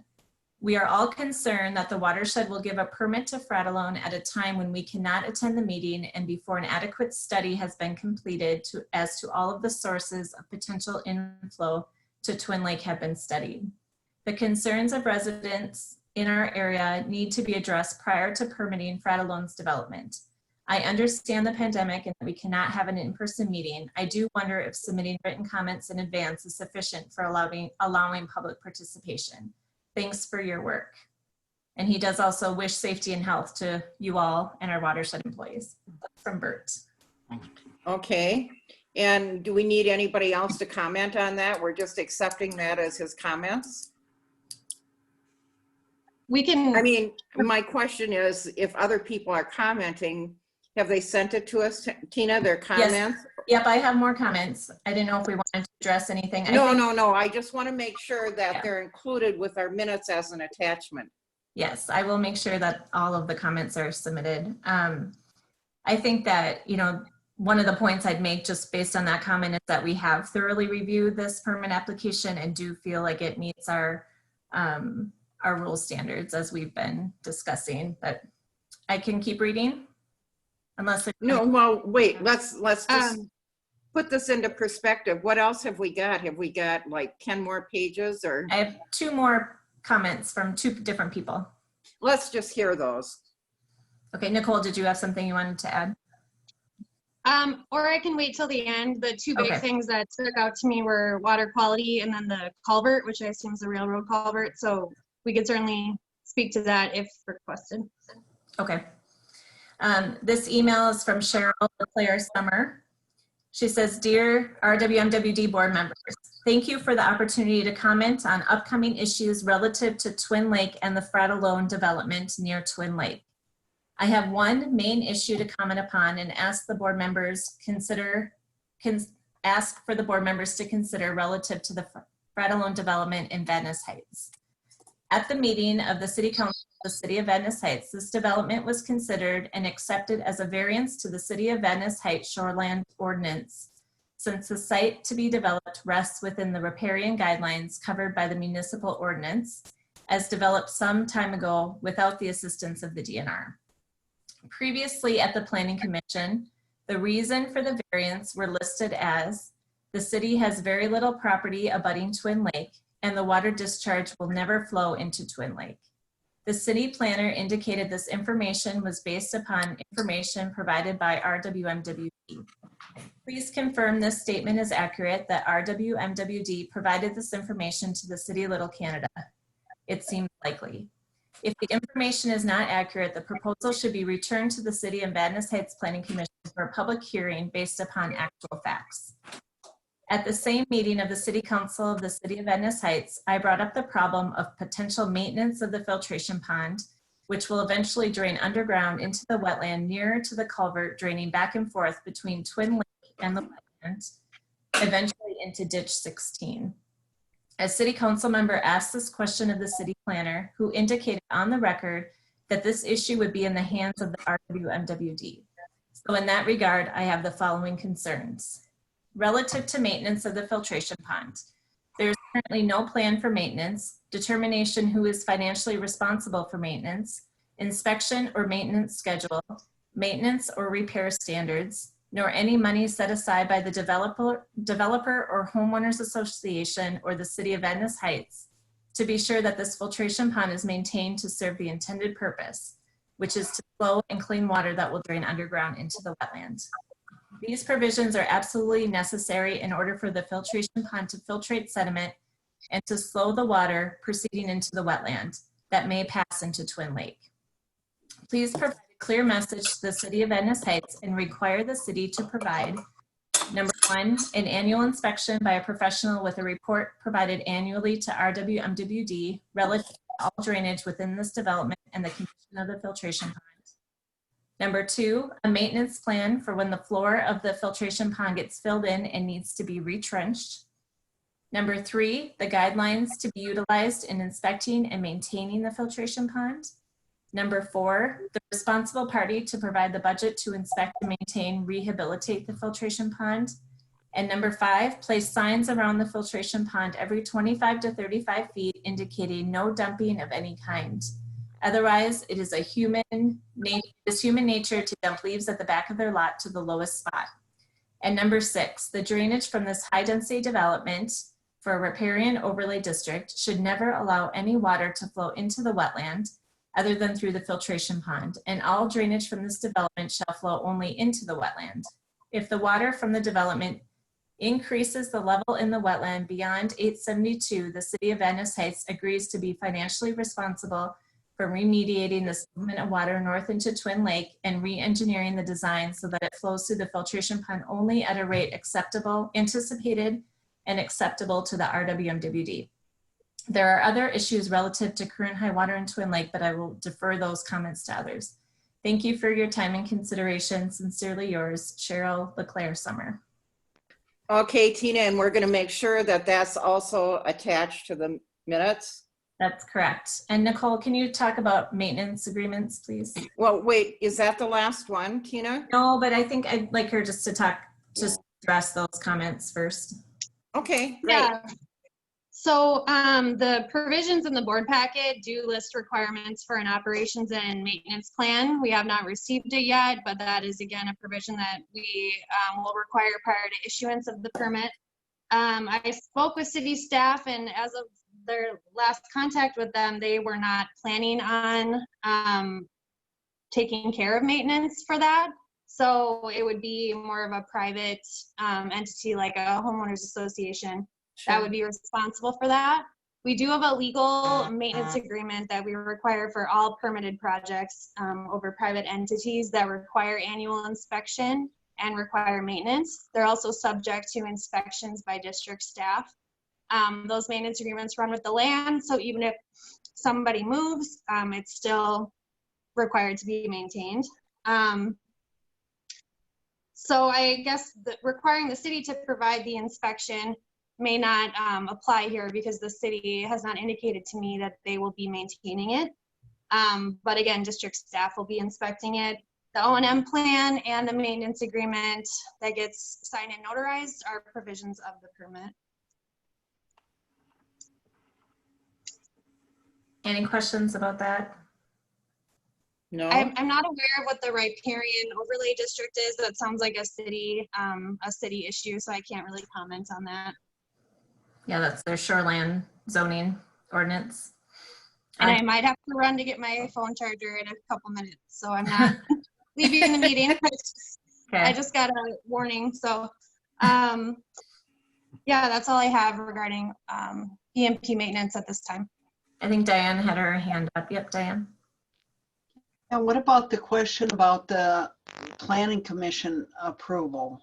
That seems pretty critical to me, that if they had one understanding when they approved it and we don't agree with that understanding, that needs to be straightened out. So we provided a lengthy and detailed memo to the city prior to one of their public meetings. I can't say which one it was, but we have not told them that this development will prevent water from getting to Twin. That's not accurate. Well, yeah, go ahead, Cliff. Cliff? And we had quite a lengthy discussion with Brandon and about the fact that the current land use discharges to Twin Lake, and we're going to reduce that. So I don't see where there's an issue here. Okay. Larry, you had your hand up? Yeah, two things. One, the issue with that is, was the planning commission as clear as we are on these provisions? Because it doesn't sound like they were.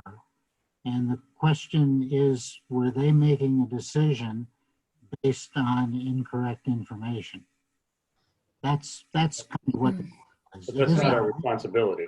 Yeah, that's what she said, and I presume, Cheryl, she was probably at the meeting, or in one case, she said it was documented that that's what they said, and what they said is somewhat at odds of what we're saying right now.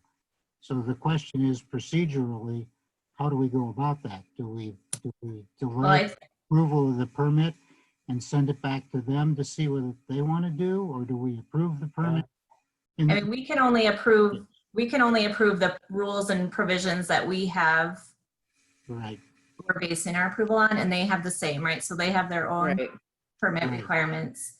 And like Nicole said, we've been in communications with the city of Vadnais Heights the whole time, and they've very lengthy letter from us of understanding. So I can't control how they present that to their planning commission. So I think we need to act. Yeah, that's a very good point, and I fully agree that we have done the right thing. The question that Cheryl brought up was that, did the city, and particularly the planning commission, do they have the same understanding that we have? And her observation is no. Yeah. And admittedly, it's not our responsibility, but at some point, if we do approve this permit, it'll need to go back to them. And then, I don't know what happens. What happens if they look at our permit with all the provisions and say that wasn't our understanding, we're not going to issue our permit? But I guess that's their problem. That would be their decision. Yeah, Cliff? I might just suggest that we do what we want to do, and then we communicate back to Vadnais Heights that this is the action we took, and we understood where this comment was made to us, that Planning Commission made their approval based on this information. It was not completely accurate. Yeah. Yeah, I can certainly spell that out in a follow-up email to them. Okay. We do have that memo, like I mentioned, so that was already sent to their staff. So I can't speak to where the confusion lies. Yeah. And and that's exactly right. I just wanted to make that clear, that we should get back with the Planning Commission to communicate this information to them so that everybody's satisfied with the decisions that have been made. But one other comment I wanted to know, Nicole, is the issue of a maintenance plan. Is it our responsibility to make sure that maintenance is done in this area? Because Cheryl indicated she thought it ought to be Vadnais Heights. Vadnais Heights apparently said no. I just want to be clear that then it's our responsibility to make sure that there's a maintenance plan and it's followed. Yep, we collect those for every permit. We're responsible for enforcement, not maintenance. So the private entity, presumably a homeowners association, would be responsible for maintenance and annual inspection. We're responsible for enforcing that, yes. Okay, thank you. Tracy, do you have something you want to add? Larry, I just wanted to reiterate that that becomes recorded and it's a matter of the title record.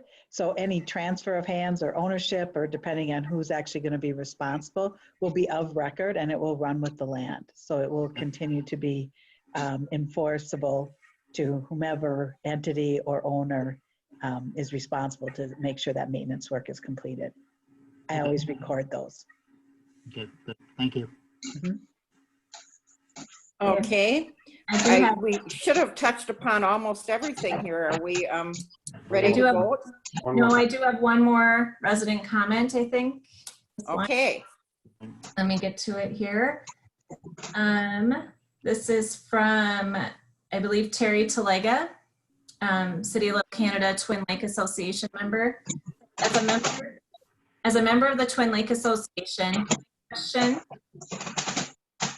how it would even benefit us to have a pipe or outlet installed at 872.1 when Fratellone has created a second smaller pond at a higher elevation. The water from his development runs into this pond and directly into our lake. Only when the water level is high enough will the excess water run into the larger pond and then to the outlet pipe. This guarantees the water from his development will run into our lake first before it goes to the outlet pipe. We believe he did this about 3 years ago. Our water level will never get down to 872.1 because of his actions. How are we even allowed to do this, and what action can we take to change this? I will follow this with pictures we took today. According to our neighbor, the lake level rose 7 inches with the last rain. I just took pictures today of this area. The video shows the water running our lake. I will send them separately. So I did receive a number of videos, or 2 videos and a picture also. Okay. Brandon, And that's it then, Tina? yeah, I'd like Brandon to address those comments. Can I speak to that? Yeah. Okay. So there's the grading plan that we're showing, or that the applicant submitted. 2 things. It includes a drainage easement that extends from the invert of the culvert on the south side of the railroad embankment to the proposed outlet. That the intent of that drainage easement is to make sure that there is continuous drainage from the railroad embankment south towards the new towards the outlet. The applicant's grading plan shows that they are grading a ditch in that location that is 1/2 foot lower than the invert below the railroad track. So in other words, the preferential flow path in this area is south, away from the railroad tracks towards the new outlet. The new outlet invert is 872.2, which is lower, a couple of tenths lower than the culvert below the railroad tracks. Those elevations, the elevation of the new outlet was selected based on the elevations that of the available ditch system and the historical connection to the MnDOT system back in the 70s. So the positive drainage in this area is at a 72, and the preferential flow path would be south towards the outlet. Looking here to see if there was anything else. Again, and there is a drainage easement on his plans to make sure that that flow path, or that drainage path remains after this, the outlet goes in. Okay. Tina? I don't have any more comments that I've received. So are we ready to vote? We'll try this one more time. Cliff has his hand up. Did we already move in second? I believe we did. Okay. Can't remember who moved, but I think Pam seconded so we could have discussion. Yeah. Yep. And here we are. Yep. So I'm going to start with Larry. I'll vote yes. Diane, No. Pam, Yes. Cliff, Yes. Marge, yes. Motion carries. Okay, thank you. Yep. Okay. Now, we're moving on to the other three application. That's a stewardship grant program. And do we have somebody to talk to those? Here? Yes, Paige is here. Well, where's she been hiding? Just want to distract everyone, you know. Oh, there you are. I'm here. Just to move it along, I'll move approval of 20-06 CS. Is there a second? Diane will second. Discussion? All in favor? Oh, roll call. Yeah, okay. We'll start with Cliff. Yes. Cliff, Larry, Yes. Diane, Yes. Pam, Yes. Marge, yes. Motion carries. 20-17. 07. 07. 07. Is there a motion? I'll move approval. I have a question. Okay, Cliff, is there a second? Second. Larry, discussion? I had a question, a clarification. It appears that they're asking for, or at least where they're applying this cost share grant is for a small section of a lot of parking bay that goes along that road. All that hashed area, is that all porous asphalt? Yes, yep. Yeah, okay. So yeah, just so we that would cover a portion of that. portion of will cover the 50,000.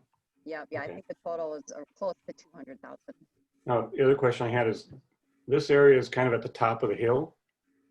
Is there adequate flow getting to these porous areas that will actually reduce the stormwater runoff? Yes, yep, I had, so Bar reviewed that and it does get adequate runoff, good Okay. treatment. Yeah, yep, had them run bids for it. All right, thank you.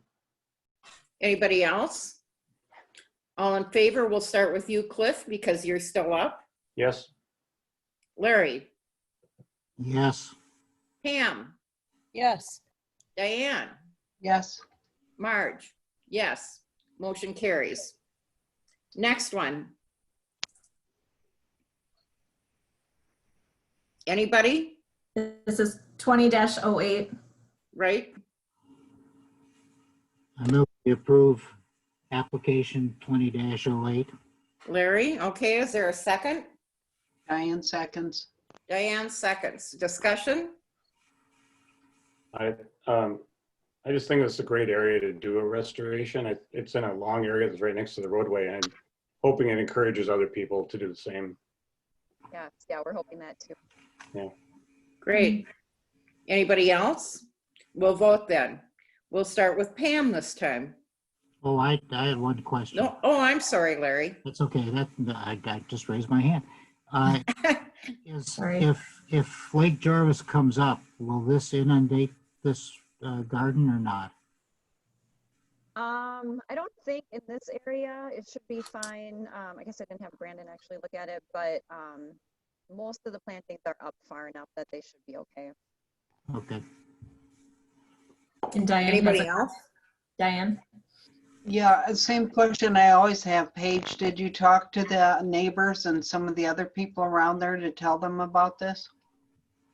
I guess we don't specifically talk to the neighbors. We usually wait until the project is going in, unless we hear kind of as it's going on. If the homeowner knows their neighbors are interested, we definitely do that. With these two master water stewards, they're hoping to do this as kind of a showcase project, like Cliff said, to get some more neighbors involved. But we didn't target it as like a larger project at this time. So it's not like Snail where you'd like to kind of coordinate the projects? No, not quite yet. Thank you. Yeah. Anybody else? Doesn't look like there's any hand raised any place because I'm still on Diane. So No. I think we're ready to vote, are we? I think so. All right, Diane, you're still up. Aye. Pam, Aye. Larry, Aye. Cliff, Aye. Marge, yes. Motion carries. Now, Larry, I think we're coming down to, at least on my agenda here, manager comments. And since you wanted to do that, I'm assuming you've got quite a few. Well, actually, no, in deference to the fact that the meeting's going on and we're going to give this another try, I'm okay with a lot of things. My main comment has to do with the information in the meeting minutes that we just approved. And that is, there are a number of follow-up items in there that because of the special circumstances, we're, for whatever reason, we're not following up on. How do we intend to follow up on these things given the situation that we have at this point? And what I'm thinking of, one of them already, Tina, you already mentioned, is a list of projects with the cost per pound of phosphorus so that we can use it. There's also the issue of the comments on the Beltline study. Yep. Has to have made public, but you also said that the staff would create an answer to those, share them with the board so that we could review them, and then comment on being able to send them out on this. Just a few things like that. So how do we plan on following up things that we're not following up on in our normal sequence today? Well, I think those items can come in the next packet if you'd like to see them there. For instance, the Beltline study comments, I have the draft of those. I have to review them and go through those yet, but I knew they weren't going into this packet, so I haven't done that quite yet, but I will be doing that this week, and so those can be included in the next packet. Okay. That cost per pound can also be in that next packet too for your information. Okay, all right. And one other thing, we were going to have a discussion on the meeting minutes, which I'm still not terribly happy about.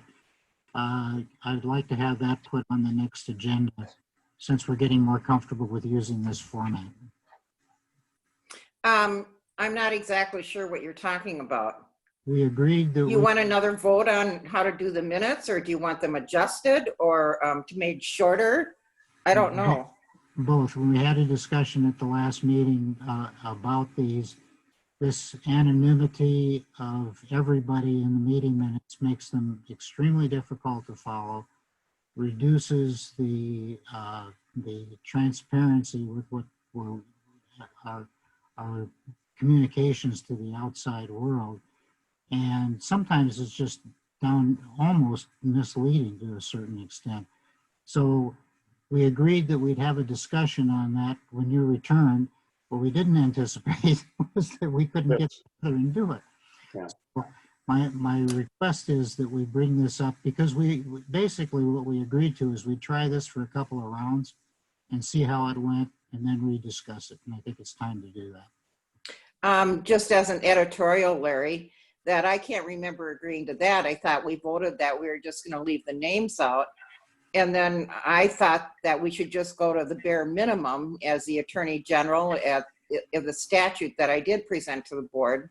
But the board said no, they wanted more in the minutes, and we voted on that, and that was that, as far as I recall. Now, I've been wrong in the past. I hate to admit it, but it is possible. But that's what I think we did.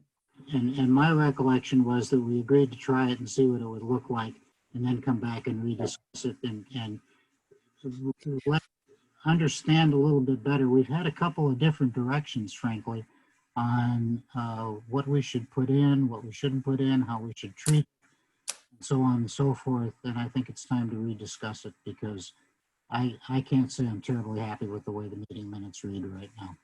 All right, Cliff has his hand up too. I mean, I chaired the last meeting and we had this quite a long discussion on minutes. And we did leave it at the fact that we would have another discussion when we had the full board in attendance.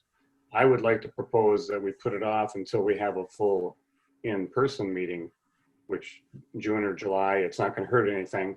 And it'll give us a couple more months to do the minutes this way and kind of reinforce it in our mind as to what we like or don't like. I don't think there's any urgency to do it, and I'd rather do it in person. So I'm going to have more of an interactive conversation. That's just my proposal on that. Okay, anybody else on this topic? Okay. Anything else, Larry? Yeah, one other Oh. thing. We'll just we- go, just to interrupt, so nobody feels as though they're not getting their turn. We're just gonna go from person to person around the room. So you, and then we'll go to Cliff and around. That's fine. I just had one other comment. That is, we have a wetlands meeting scheduled. I feel the same way about that Cliff just does about the thing. Yeah. Should postpone that so we can do it in person rather than trying to do it in this format. Yeah. Okay, that sounds good. I was gonna ask about It that. does. Thank you. Yep. Okay, and I think, Larry, and I've said this before, that doing things in person just feels so much better because we can actually look at one another, have a discussion, and it just, this is okay when we have to do it. All right, Cliff? I was just going to ask if we're going to have the full board packet next time, you know, with all the project reviews and discussion. I would like to have a full packet, even if we don't go through it all in the agenda. Sure. Okay. I think I'm good with doing that, including all that. Mhm. Okay. Well, that's why I was hoping that we'd have a real meeting. Yeah. But we will have an abridged agenda if it's done electronically. And like I said, Tina and I will work on that to come up with what we think is going to work best for everybody. Anything else, Cliff? I would just like to make sure we keep up on all the different projects and studies that are going on. That's all. And so Yeah. the full packet does that. Yeah. Yeah. Oh, I'm with you. I like the project reviews of the, the 15, 16, 17. That's, Yeah. well, I do. That's all for me. Okay, Pam. I've got nothing. I concur with everything everybody said. I think it sounds good. Okay, Diane. Are you sitting out in the woods, Pam? Wallpaper. You can download these backgrounds. That's what it's. I was wondering about that. Yeah. I'll have to look into that. Well, actually, you can find that. I was reading that today too, about all these backgrounds you can put up. So I could have been living in a mansion, but I can't even get my whole face. So I gave up on the wallpaper, but it looks good, Pam. I'll tell Diane. you, the beach one looks really good. Yeah. I'll have to try that. Wish to be there. Yep. Yeah. Okay, am I on? You're Yes, up. you are. Okay, related question, Tina, are you ready to make a decision about moving Waterfest, or are you leaving it for now? We're leaving it until the end of April. Okay. Because that's kind of a good point. We determined where we need to make that decision. Or late April, I'll say. I think Maddie, our consultant, has April 17th as where we're going to be meeting shortly after that. I thinking it's likely we'll be canceling this year, but we wanted to things are changing so rapidly. We thought we have some weeks yet to make that decision, so we'll hold off on making it. Yeah, I asked because my other thing that was scheduled that day already canceled. So. Yeah. The other thing, I had a couple more things. One was just if you could give me a quick update on where we're at on lowering the Westlake Badness outlet. Yes, maybe Brandon or Brad's here. Brad can hop in and give you that update. We just talked about that today too. Let me unmute him. Or there you go. Got himself. All right. Hi, everybody.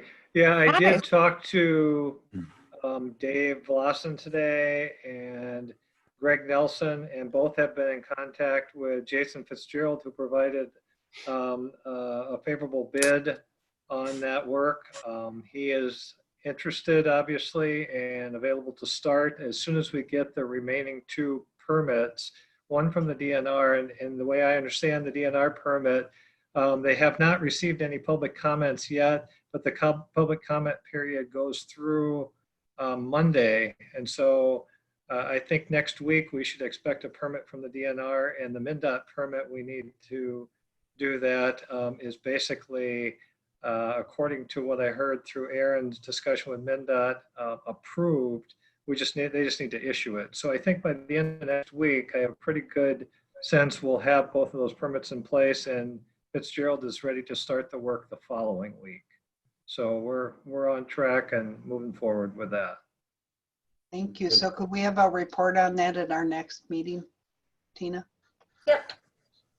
Okay, then you've We'll put that in the board packet, and I'll give you a verbal report as well. yeah, well, you know, like Cliff said, a lot of stuff, if it's in the board packet, we can get caught up on, and that helps.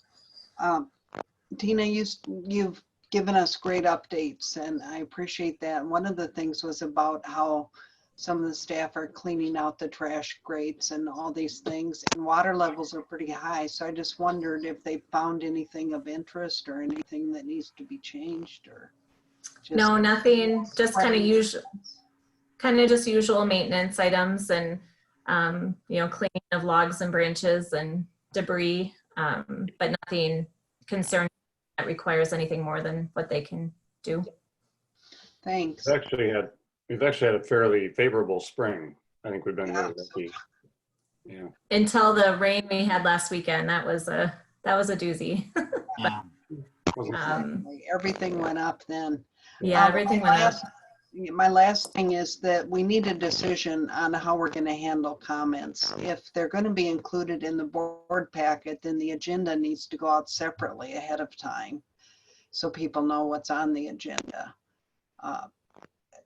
Before, people would get the agenda, then they'd come to the board meeting and make their comments. So are we going to get the agenda out ahead of time, or are we going to set a deadline to get the comments in by, and then you read them? We just need a process, and we need to be clear and be transparent so people know what to do. The other alternative I'll throw out there that I know another watershed did was they did allow for the public comments to be during the meeting through the Zoom. What they would do is email me to sign up to speak, and then I would call on them to speak at the meeting. So if you wanted to do it that way, we could do that also. That'd be fine. That sounds fine. Yeah, that means you don't have to set a deadline ahead of time, and it would be just like our real meetings. Right. Yeah. Well, they would be limited to, again, to the same sort of rules that we've had before. Right. Yep. You know, because quite literally it took longer for Tina to read them than it would have been from somebody to present the so as far as I'm concerned, it's neither here nor there as far as time constraints or whatever. It's just more difficult when they're not there in person. So you can't, it's very difficult for a two-way conversation, which we can't do, but even afterwards. But, you know, if that's what people want to do, that's fine, I would think. But we have to work on that and see how, you know, like I said, the agenda and what the projects are and things that until we get set up again is like presentations. Well, no, I don't think we're going to do that. It's just like I said, we'll work on this. But hopefully the next meeting will be the last one we have to do like this. Hopefully. Well, I don't know. It can work the same way as our other meetings, but today we did have some response from Bar and from staff, and I found that very helpful to just have a quick answer. So I hope we can keep doing that. Yeah, well, and some of that is because we had the comments ahead of time too, so we were able to prepare some of those. You know, most of it we can answer on the spot. There will be other times where we'll just have to say we don't know the answer to that right now. I think that's fine, or it's not in our venue, you know, our responsibility, or whatever the answer is. It's just nice to have a response at the time, and it didn't take very long, so I thought it was very helpful. Well, we're almost at our 2 hours though. It doesn't take long, does it? I can give you one more update too, as long as we're talking about updates. Communications coordinator position. I've phone interviewed 19 people and have narrowed it down to about 10 that we're going to do Zoom interviews with. next week. So by the end of next week, we'll have interviewed everybody and be moving towards a decision on that. Of Good course, for you, Tina. of course, onboarding that staff person is kind of up in the air right now, but we'll see. We'll keep taking that week by week and see what comes. But Well, you'll have to talk to my granddaughter. They had a new child added to their class in Zoom today. yeah.